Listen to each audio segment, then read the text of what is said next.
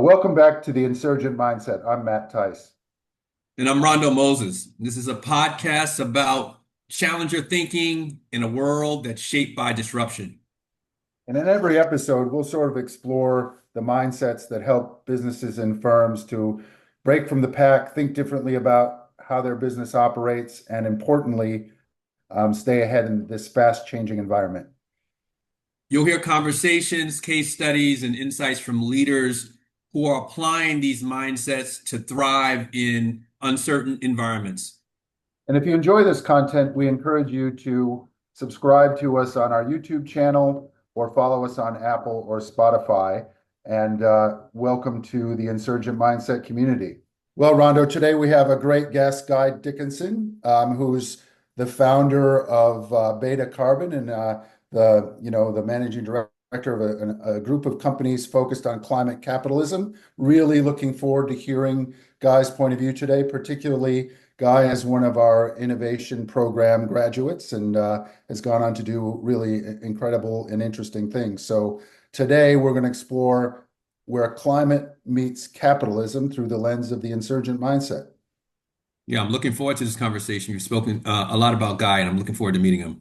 All right, well, let's bring Guy on and we'll put him into the crucible of the podcast and see how we go. So welcome, Guy, to the Insurgent Mindset. It's great to see you after a couple of years. I've been following your journey a little bit to see all the interesting things you've been doing since you left the bank.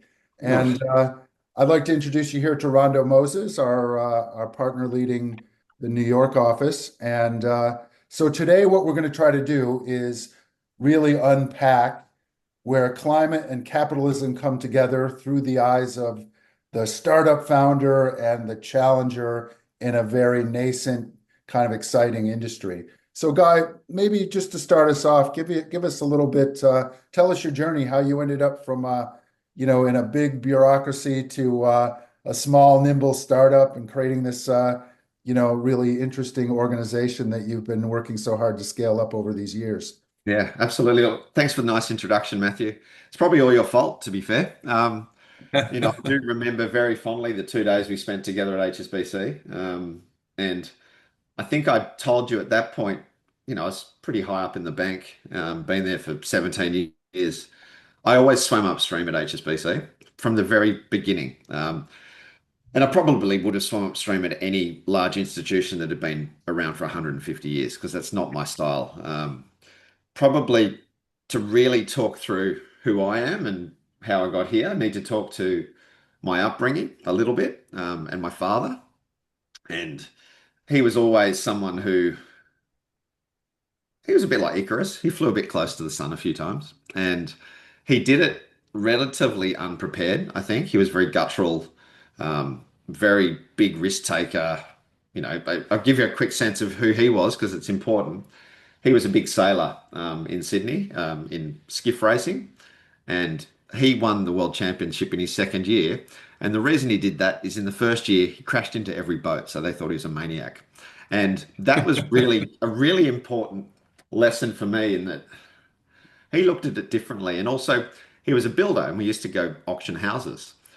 But instead of, looking at the auctioneer, he'd go and sit next to the auctioneer and face his audience. And he'd won every house that he ever bid on. So some lessons in those little things that he took me on that journey with. They never left me. And, I think really important to give him some credit there. Also blame him for a few things, but that was important. Then I took the leap into banking very early. I was a trader. I was very keen on, hustling and getting deals done.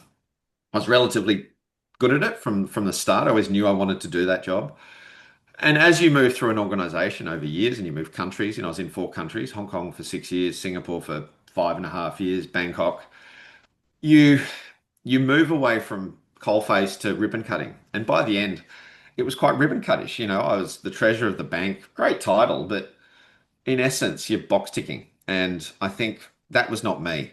The bank was fantastic. It allowed me to travel the world. It allowed me to build up a capital pool. Um, and I've got to say, the one lesson I've learned out of this is once I left the bank, I didn't know anything. Look, I knew how to speak, I knew how to sell. I knew how to trade, I knew derivatives, but beyond that, the real world's very different when you're doing a startup. So I think the lesson for me in this is you've got to start earlier. I'm 50 now. I've been at this for 5 or 6 years. Thank God I left when I did, in actual fact, because um, we get 2 or 3 careers in our life, right? So we've still got 20 good years in me. And I think the real takeaway here is there's two ways to be an entrepreneur. You be brave at the start. You take a lot of risks with very little capital, or you do it my way, where you have a capital buffer. You know more people, you have more relationships, but actually you don't spend the money as well because you've got a bit more behind you. So I don't know what the right answer is. I know I've done it my way, and that is what it is. It's a little bit easier perhaps than taking the risks at the beginning. But I also had to trudge through a 150-year-old bank for 17 years. And that was tough for someone like me who, I love ideas. I like doing things. I like executing. And you probably remember, Matt, I told you about a initiative I did at the bank when I was first at Singapore, and I was the first one to stream 24-hour pricing in renminbi and Singapore dollar. And I was in the FX markets, and I didn't ask anyone for permission. And I got the whole thing done just by going to people in China and Shenzhen, and got them to develop this stuff. I got the kid from the second in the world maths comp in China to build the algorithms. This is really early 2000s. I didn't know anything. I just knew that I could get it done if I pressed the right buttons. Anyway, that got announced in the press, and then management found out about it. So that was the type of guy I was at HSBC. I didn't get in trouble because it was a good initiative, but if I'd asked, it never would have got done. And that's why I left eventually. It's like I've still got so much energy to, stick my foot in a door that is just ajar and see what's there. And I'm very good at lifting up rocks. I've got much better at putting the rock back down quicker over the last couple of years because you can look at too many shiny things. And yeah, so that's my journey. I'll stop talking here and perhaps let you ask another I question. think there is an interesting story to be told there, Guy, in terms of that transition from, in our language, we talk about incumbents and insurgents, right? So you've made the transition from a, very traditional environment, 17 years in a big, giant bureaucracy. Love it, ribbon cutting. I might borrow that a bit, but Right. I'd love to hear, like, maybe the contrasting thematics of your experience in that bureaucracy versus your experience as a founder. And by the way, you'll probably be happy to know that the average age of a founder is 45. So Okay. you're sort of right on the number. So don't feel too bad about it. It's not too late. It's never too late. And it's a good message. Hate being average though, Matthew. Who wants to be Yeah, average? well, I So know you do. I thought that might hurt a little bit, but so give us help us unpack that contrast because I think it really is interesting. What does leadership in that environment mean, and how is it different from where you're at now? it's so different. I regale a conversation I had yesterday. It's that simple. So my business has been going for 4 years. I have the advantage of being 50, and I've got a very strong regulatory background, so I have credibility from the get-go. I didn't need to build it. I own that, and I brought that from my incumbent job. What that means is people listen, and the other part is I'm a financial markets expert in a market that doesn't understand it's a financial market. So I have this, I guess I have a voice, and it's a voice that's much bigger than it was at the bank. But it took me a couple of years to find that. And I guess the main difference is when you're in a big institution with 200,000 employees, it's one of the biggest in the world. It's hard to find your voice, right? And I found my way in internally to find that voice, but it can never get bigger than that. And all you're really trying to do is talk to 10 people, the 10 people above you the whole time. So it's like, it's not that fun. It's the same 10 people. Whereas when you step out, you're actually trying to talk to 10,000 people. Mm. And I think that the biggest part for me is the imposter syndrome existed much more in the bank than it does outside the bank. And I think we spoke about this as well. And look, everyone has it. I've learnt that everyone has a bit of imposter syndrome.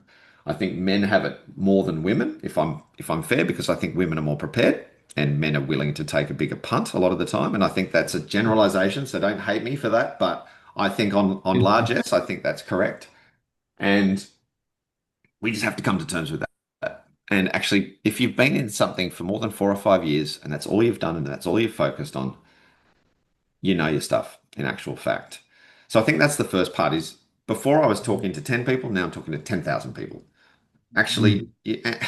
the, the other key takeaway here is I think I needed to be a different version of myself when I was at the bank. I can be me now. And that's how you get 10,000 people to like you because you're just being genuine and transparent. This is who I am. And I think they're really two big key takeaways because for all that the bank gave me, it also boxed me in.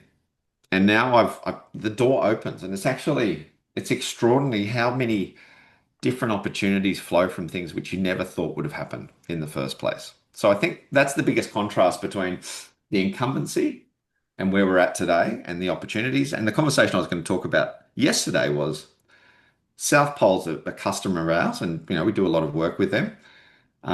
Fabulous company. It's been around for a long time, 10, 15 years. The founder was a very fluid guy, really running at shiny things, a deal maker, but the organization grew beyond him.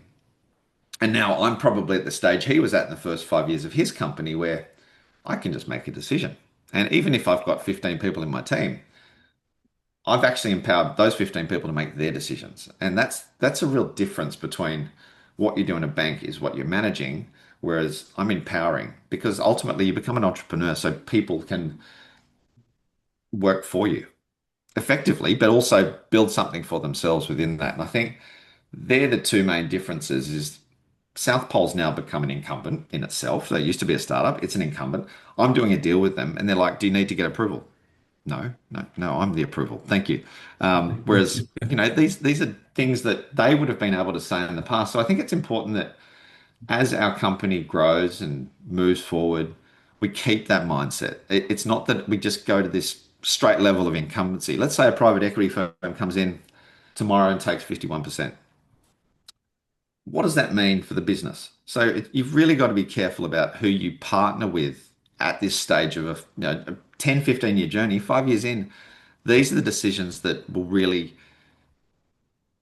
detail what the next 5 years looks like. So you have to be really careful around those decisions. And that's when you bring in your trusted people that you've been on that journey with. They're people who aren't in the space. That's important as well. And it's acknowledging that even when you're 45, 50, you don't know very much. And partnering with people and getting advice is something people want to give. So I think that was something I had to work through as well, was just it's okay to ask because people want to give you advice. Okay. That's really interesting. I think there's a lot to, again, to sort of unpick there.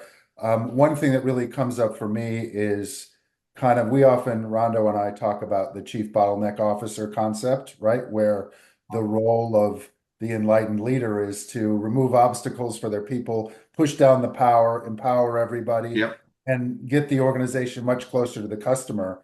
And I think you almost described that there. Right. And maybe in your answer to my sort of comment, then I'll give Rondo an opportunity to probe you a bit. But I think maybe you could wrap that up in giving our audience a sense of what Clima and Beta Carbon is and how you're empowering this organization to grow and scale, but preserve that sort of mindset that you just described.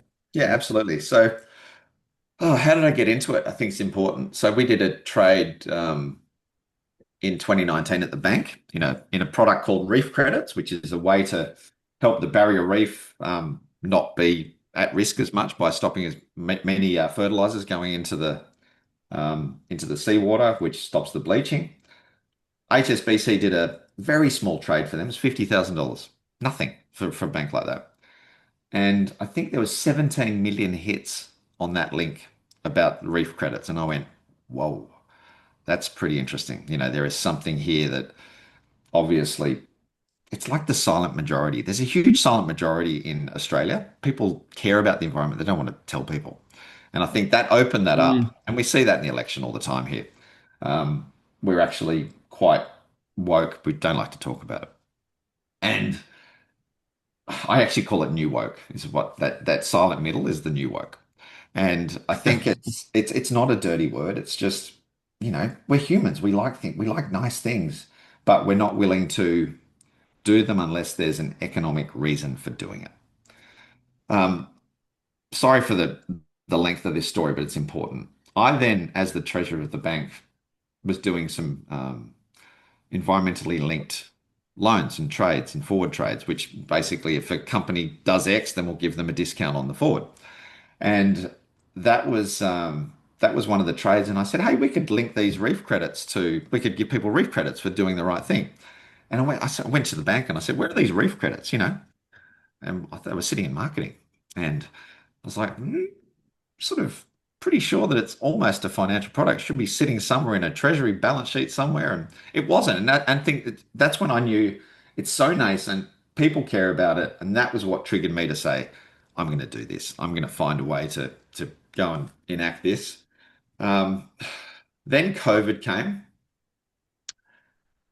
It affected people in different ways, COVID, and for me, I was lucky enough to have an acreage down the country, and I spent a year there, and that really gave me a sense of more environmental awareness. I'm not a greenie. I'm a markets guy. I like making money, and that's when I came up with the concept of BetaCarbon to begin with, which is call it a stable coin, and it's backed by Australian carbon credit units, which are issued by the government.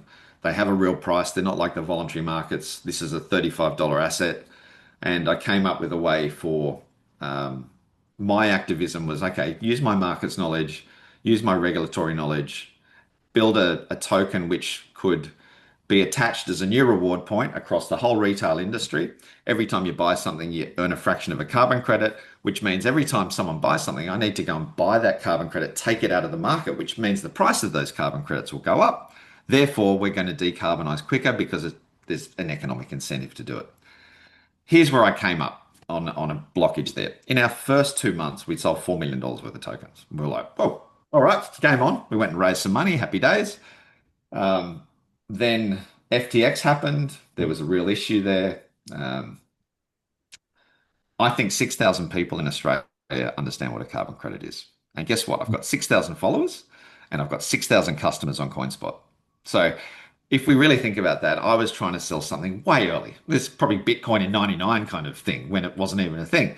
And I still think we're not miles away from where we were 3 or 4 years ago. However, the regulatory drive has changed completely, and it's not a nice thing to do. You have to do it now under accounting laws.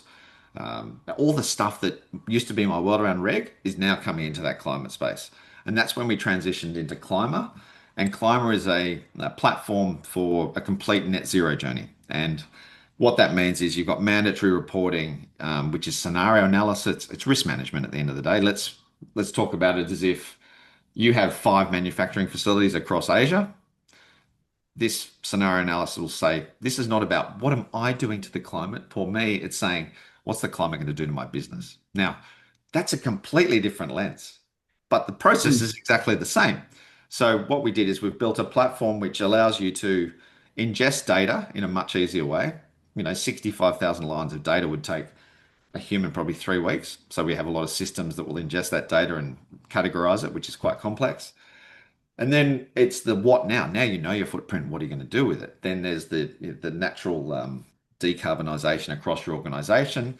It's not going to get done because the CEO says it's going to get done. It's going to get done because the 50,000 people in the organisation do it. So you can then apply this through your system. So it's a business system for companies. So you can embed the tasks through that.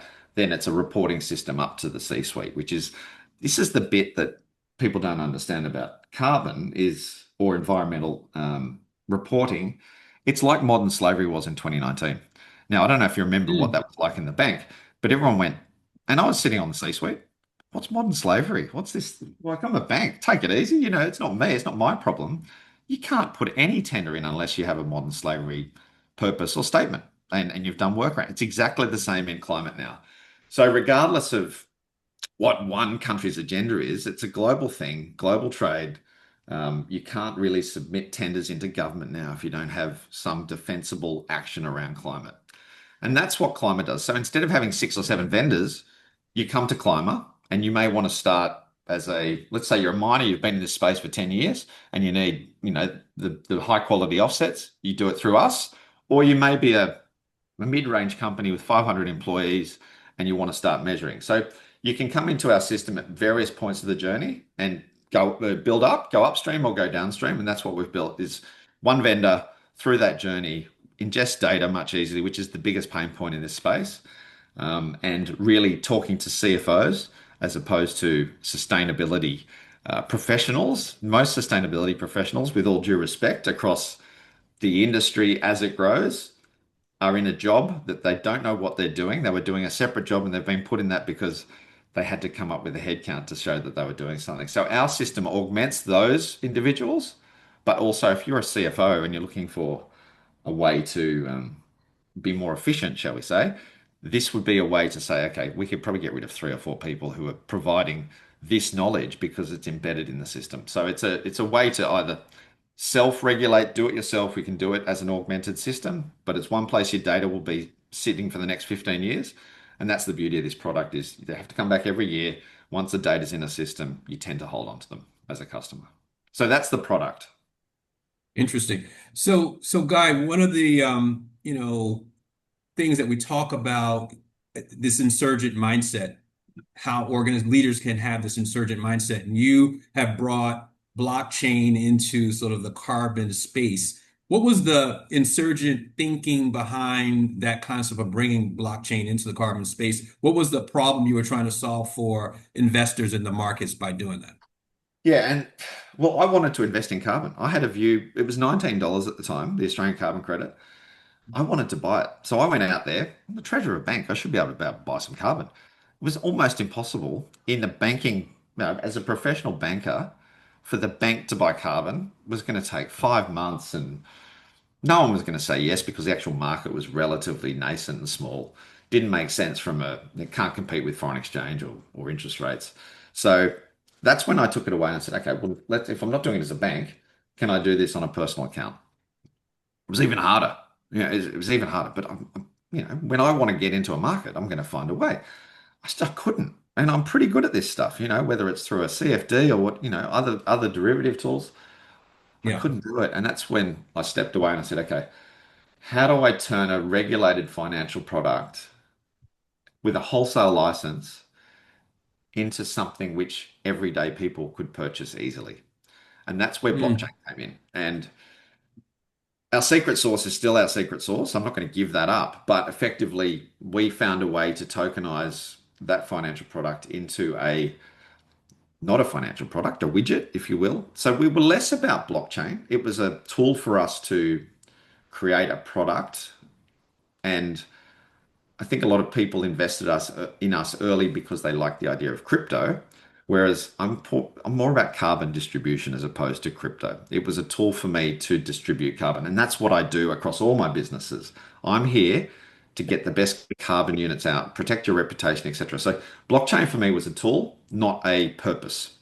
And Mm. I think that was misunderstood early. People call me a crypto bro. I'm not a crypto bro. I'm a I'm a financial markets guy. I'm not conservative, but it wasn't my raison d'etre, if you will. But what it did help me do is understand that market, understand tokenization better, because the bank would never have really explored it. They talk about it, but it's just chat. It's not deep. It's not deep getting in there and trying to do a deal with ANZ, which we did. We did some amazing early deals with big incumbent banks who were looking at this stuff in Australia. They liked climate. And the actual BetaCarbon product, which is 1 kilogram of carbon, of Australian carbon, trades at 3.5 cents. It's actually been going for 3.5 years. It's done exactly what it said on the box, which it's going to track carbon broadly, but it could shear away if somehow the market decides that this thing's going to blow. It could go up, right? Which it's got unlimited upside and somewhat limited downside because someone's going to be able to arbitrage the token because you can burn it and mint it. So you could actually go back Mm. into the market and do that. So I've used a lot of the concepts of an ETF effectively to create an asset, brought them into crypto. It was really a grey, unregulated space in Australia. It still is. So Hmm. to do that, we brought on some really interesting parties early on. The deputy chair of ASIC became our first advisor. He just left that role, so having someone in that space was critical for us to almost risk manage that space. Credibility came with that advisory piece, a lot of advice around how to structure these things as well. So that was a really interesting journey for me because not only are you trying to run a business, you're trying to create a new product that is it's very technical. It's extremely technical. The amount of entities that we had to create to do this stuff, and then you're creating a custody function. There's multiple pieces, and they're all in my wheelhouse. Um, Right. but it was me and my CFO effectively came up with what we needed to do this, and I think um, we didn't make a lot of mistakes, but there was a lot we didn't know as well. So, Guy, I guess at some level you're describing creating a market, creating a product, right? And creating a kind of almost a new infrastructure and a new language for bringing all this. So this, most of us in entrepreneurial journeys only have to optimize one of those variables. So I'm interested in maybe helping us sort of work back from the market. Like, what does it take to, you mentioned the 10 to the 10,000, which I thought was really interesting. What does it take to get from the 10,000 to the 10 million, the 100 million, and so forth? And in this sort of political environment, which is ebbing and flowing on these issues a bit, what are the external constraints that you have to unblock to kind of to really scale this, not just in your business, but I guess to grow the pie? Yeah, this is generational to start with, right? So this is a generational need. Um, most companies don't understand that at the moment, that they won't be able to quote business in these parts. For me to scale this business, there was two business, but BetaCarbon was B2C to start with. I'm not a I'm not a marketing guy. Let's be clear. I wish I was, but I'm not. Not convinced, Guy. How can I possibly create the most impact with what I know? And that's why the token was created. Um, we got some of our assumptions, misguided assumptions, I think they were at the beginning. Part of that was FOMO, etc. To grow this pie, we need to be working with peak bodies. We need to be making sure that when we onboard a client, that onboards 50. And ultimately, what we've done here is we've moved away from the B2C to a B2B to B model, and a B2B model. So what I mean by that is our system can augment directly into a company, or it could be a peak body that's white labeled, and then they'll be able to own their data. They can then benchmark off the back of it. And that's how we go from having 110 clients to 1,110 clients to 10,110 clients. It's by, it's a you have to also make people comfortable to explore it. So you can't go in and say, well, if you want to have a look, it's 10 grand. You can't. You have to give them a way, an entry in that's free, but they have to understand that this is complex too. We've simplified it, but it's still complex. And when you want to get into the complexities of reg and being compliant and being defensible, well, that's where we start to generate more income and use part of that income to market and go further. So we've really taken a view that peak bodies are the way for us to grow that good and get this in front of more people. We know that the banks are looking at this now. And you're talking about that political landscape, that it ebbs and flows. That's noise. That's like reading the paper. Everything in the paper's done, gone, forget it. It's like when there's a bomb in Bangkok, you should probably go to Bangkok. It's safer than it was the moment the bomb was hit. And I say that because I actually took my first role in Bangkok and we landed when the bomb went off. And you know what my Mm. wife said to me? She said, "Oh, well, I guess there's not going to be another one." I thought she was going to bug out. She's like, "No, no, we can stay now because it's done." And I think we build all these fears around, we hear one thing that Trump's doing X, Y, and Z, but on the same table, if they want to leave a group who are dissenting within that group, you now have a group that's slightly smaller but much more aligned. And that's what we're finding in this climate space. It's saying, well, we all know it's changing. Like let's not deny that there's climate change. It's what are we going to do about it? Is it about resiliency? Is it about saying that we can fix it? We can't fix it. Like, let's be clear. We can mitigate the damage. We can become resilient and we can try and make sure our businesses are resilient within that.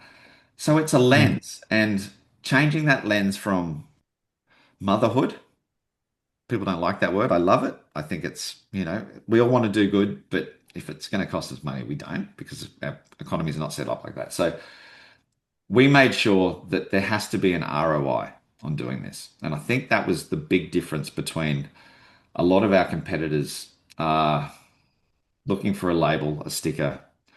We're not looking for labels or stickers. We don't care if our brand is in front of the client because what we want to do is get this best practice system into as many corporates as we can, embed it through their system. So imagine we get this into one bank and they have 110,000 customers and they give it the freemium model to 110,000 customers.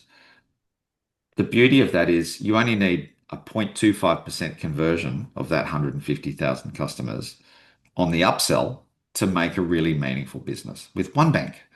Now, what we've done is it's pretty hard to educate a single customer. It's very hard to educate even 10 customers at once. But if you can educate 1,000 at once and that peak body helps you drive those customers to you and you have, really strong commercial acumen in that first deal so that they can benefit from it as well. That's how you grow this into something that is mainstream. And that's when the token probably kicks off because if we can educate 50,000 people about carbon, that could be 50,000 people beyond the 6,000 that I've got in the token. And this is where I was cart before the horse. 100% the BetaCarbon token is cart before the horse. Hmm. But now that reg is here, the tailwinds are much different. And what you're hearing in the press is just a bunch of noise. It's actually, I think one of the stats I heard last week, which was really interesting, is there's been a large decrease in sustainability roles that are being trying to be filled, but a huge increase of climate reporting roles into a CFO. That's meaningful. That's really saying, okay, well, this is becoming a bit more dry than it was before. And it's a bit like picking up rubbish. It's ugly. You make money from it, but we need it. And that's the business has gone from pretty motherhood to we have to do this.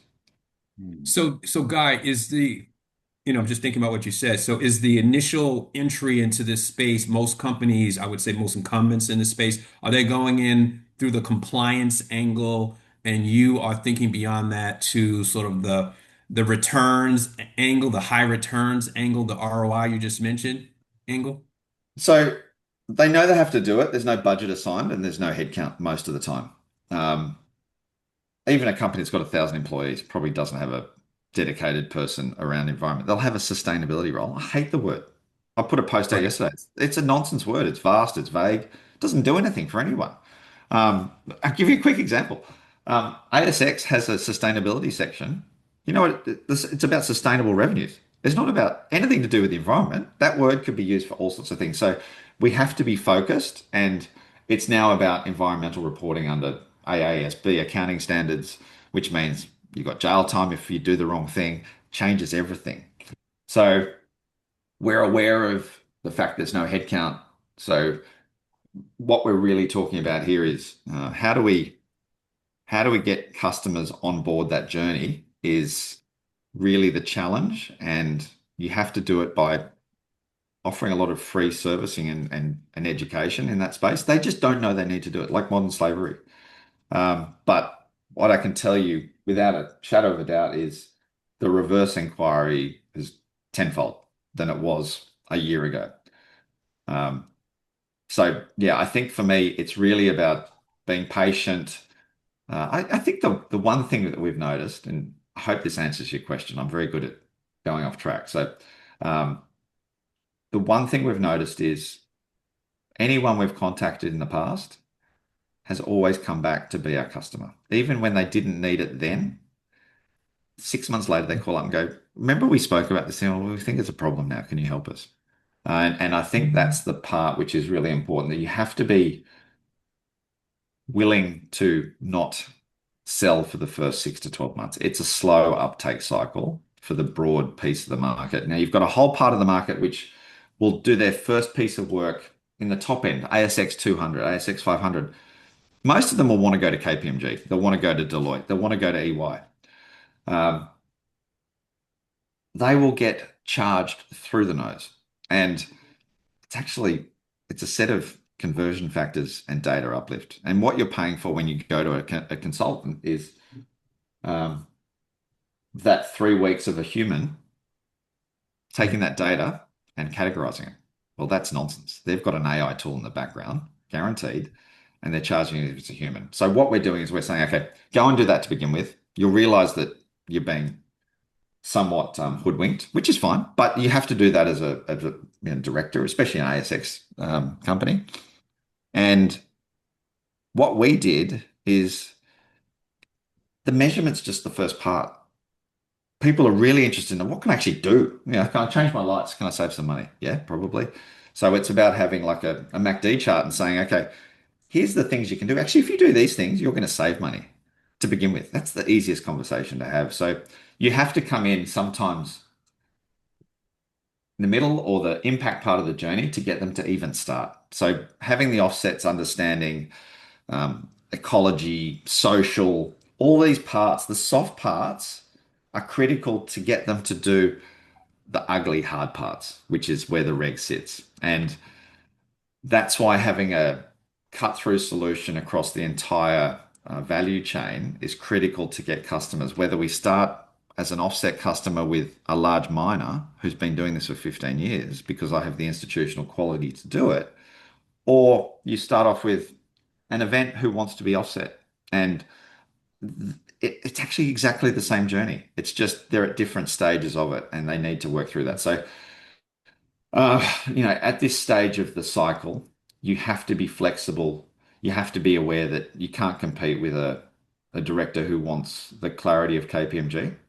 And actually, it probably represents 5% of the market, but we don't need to prosecute. And the irony is, those names, the big consultants, will buy carbon from me anyway. So they end up being my customer. And And I think that's presumably your utility would be attracted to them as well. So guys, we move to the end of the podcast. I guess two things I'd love you to comment on. One is going back to the first part of our conversation, like advice for the CEO or C-suite senior person in what we characterized as the incumbent. You described the bank environment.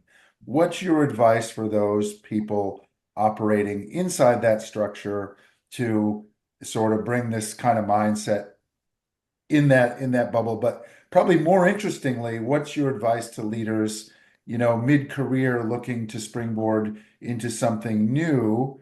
And what are some of the characteristics, just as a summary point, where you think in your journey would be useful for others looking to make that leap?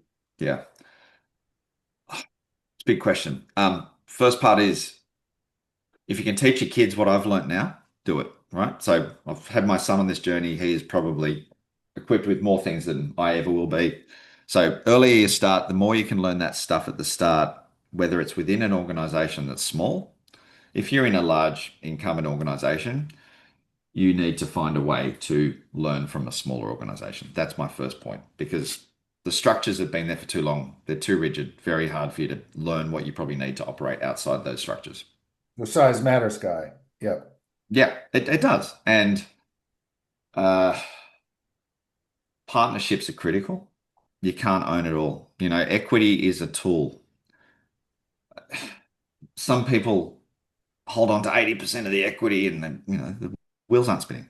Use that equity that you may have in a business to bring the right partners on early and get the momentum. This is a momentum game. We can all tread water. Like, it's not hard to tread water and make a salary. We're not in it for that. We're here for impact, whether it's personal, financial impact, or world impact, or both.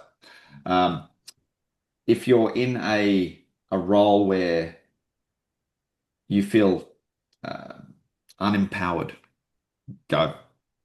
Get out. If you feel you need to be empowered, get out. Not going to change. Yeah. This is one of those things where all the fears you have. I think the biggest lesson is all the fears in your head are actually just in your head. We call those constraints of the mind. Constraints of the mind. 100%. Look, I earned a very, very excellent salary and bonus structure for 20 years. Yeah. I haven't paid myself for 3. I've still got a sea view. Nothing's changed. I've gone backwards. I've gone sideways. all it does is it's the same life. And I was petrified of going backwards. Actually, it's really empowering because whatever I'm giving up here is being built times five here. You just have to remember that. So the biggest lesson is the fear that's stopping you from doing it is a bunch of nonsense. And tell yourself that more often. Tell it every day. And go back and Mm. think about what you thought about yesterday. Did any of it occur? No, because the one thing you know you're worried about is the thing you haven't looked at. So be brave enough to look at the things you're scared of, and you realize there's nothing actually behind it. That's probably the biggest lesson I can teach, regardless of whether you're in an incumbent business, a startup, or you're just someone who wants to try something new. And I'm just sad it took me 45 years to get there, to be honest, because I feel like I could have made the leap a bit earlier. That's probably what I would say. Make the leap a bit earlier. If you have a mortgage, if you have all those things, you know what? You can still have all those things and do a startup. You can, it's a different, and not just a startup.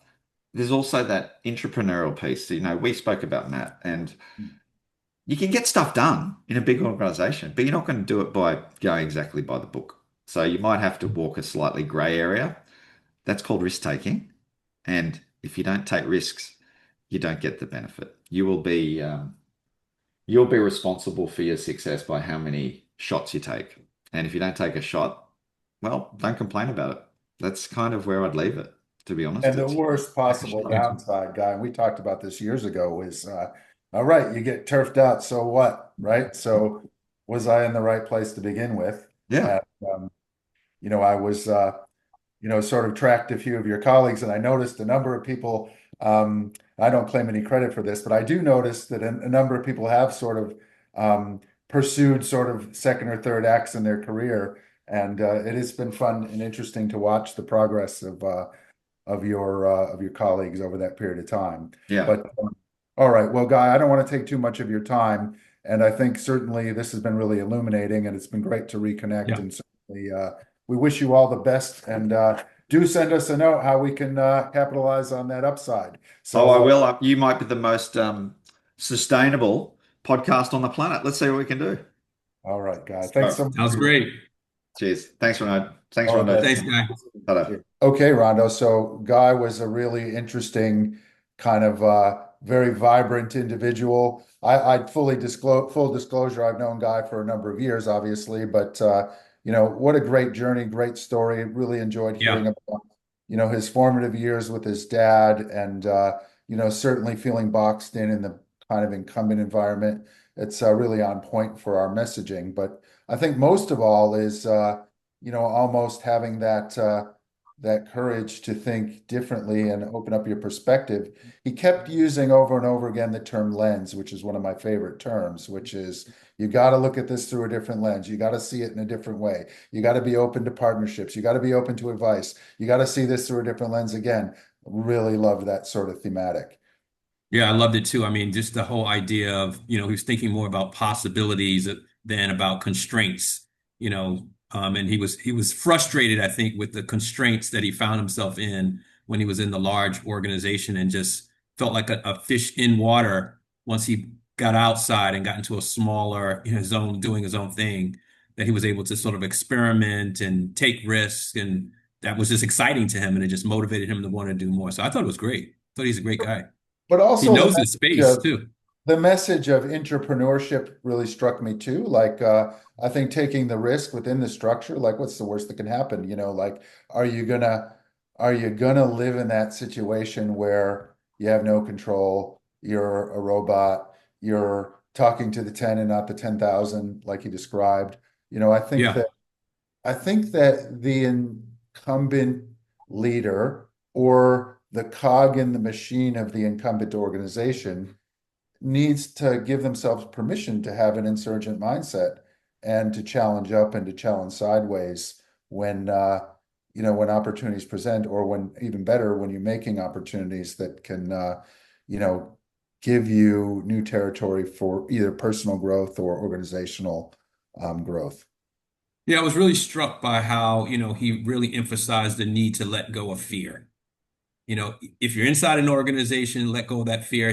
Gave that example of how, he was did something that probably would not have been approved had he sort of gone to the higher ups to get approval. He just did it. Hmm. And just having that mindset of not thinking about asking for permission, but just moving forward and feeling empowered to do and try new things, I think that was really powerful.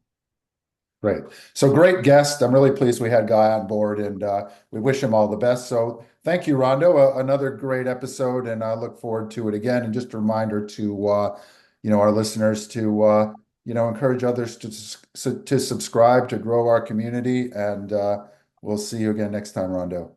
Sounds great. See you soon.